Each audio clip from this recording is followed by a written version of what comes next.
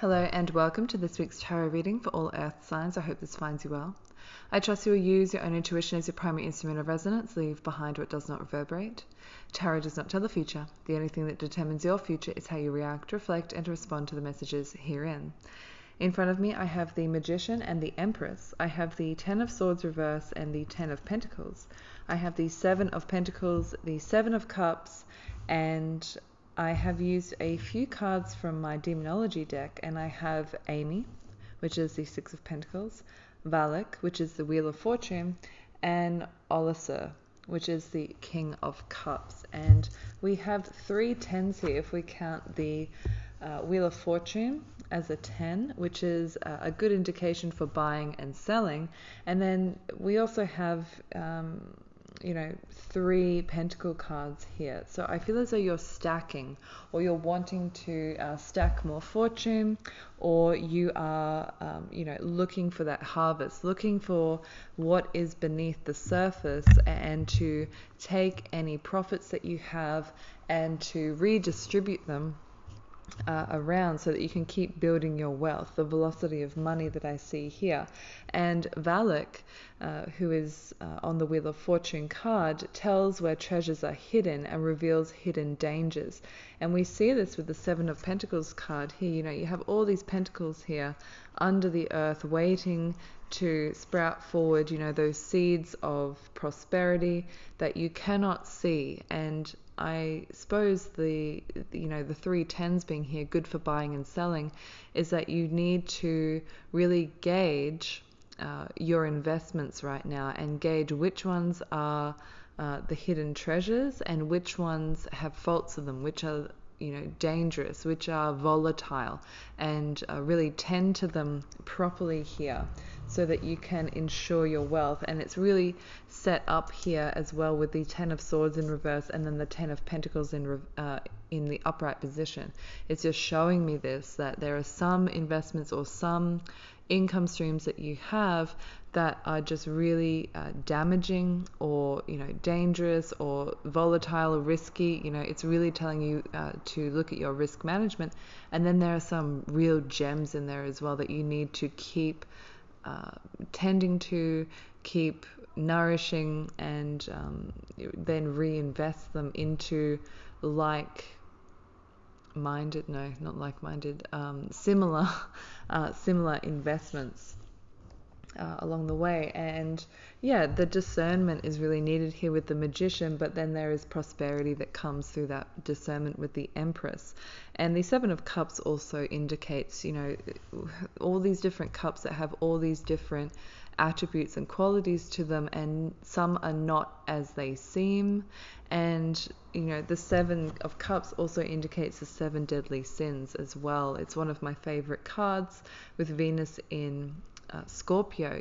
Venus wanting to indulge in the pleasures, but the pleasures being Scorpio, which is the dark, the underbelly, the occult, the unsavory things. There is this element of mystery and deception here, with Venus sitting in a water sign with the attributes of Scorpio here. So just being really careful, testing the waters, making sure that things are sound and things are as they appear to be as well, really cutting through any illusions that you're faced with. And this doesn't just go for investments or money, this goes for relationships as well.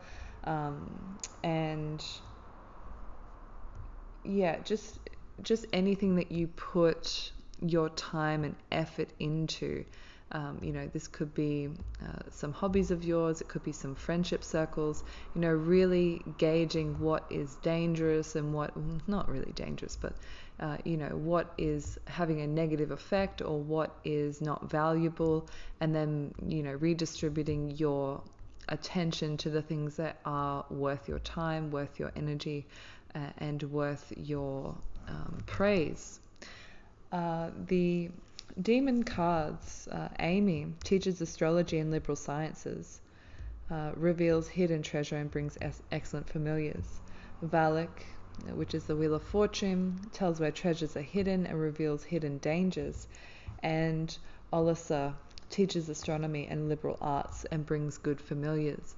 So yeah, there is this level of secrecy, and then also extended studies here. The liberal sciences is maybe something that you're interested in at this point in time, or the liberal sciences can give you insight into hidden things, into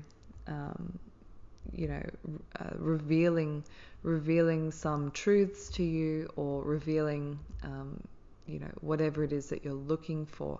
The liberal sciences may have the answers for you. I'm just looking at the card Amy, and being the Six of Pentacles too, that is a charity card. It's usually the man holding the scales and he's giving to some beggars. And on this card, on this particular demonology card, the depiction of the demon just looks like a rod with some smoke kind of billowing out around it, and it gives me the impression of a Chinese finger trap, one of those devices where you put your fingers in there and then you try to pull your fingers out and it just gets tighter and tighter. So it could be a situation that you found yourself in where you can't free yourself, and it will take a lot of patience, which comes into the Seven of Pentacles card, having that patience and slowness as well. Like, you can get out of the Chinese finger trap. You just have to be very, very slow, very, very deliberate, and not making any irrational decisions, any rash decisions, I should say. Please be making rational decisions. And that's the other thing as well with the buying and the selling, or cutting things out of your life, is to be not to be too hasty about it. Weigh up the pros and cons, weigh up all of the elements that go into it. And another card that I have here is the number 33 card, which is temper your criticism. And when you're looking to get rid of the excess, or get rid of things that aren't working for you, it's very easy to put the blame on other people, or put the blame on the circumstances. But at the end of the day, it comes back to you. And if you're criticizing others, you're criticizing yourself at the same time. So you really need to be conscientious of that, and realize that you're also part of the equation as to why you're where you are. So yeah, I do see success, but it will take a little bit of alteration, a little bit of tempering, and some mental gymnastics, I feel, as well, just to do the numbers, weigh up the pros and the cons, and then make the right move forward. But definitely keep your eyes out for the hidden treasures as well, which comes back into that 10 of Pentacles. To have that generational wealth, or to build wealth, sometimes you have to look in dark places, or you have to look where nobody else is looking, and shine your own light into that corner and go, ooh, there is a nice big emerald there. And then, take the spoils, and maybe even not tell others what you're doing necessarily. We're all here to help each other, but at the same time, sometimes it's better to keep your cards close to you.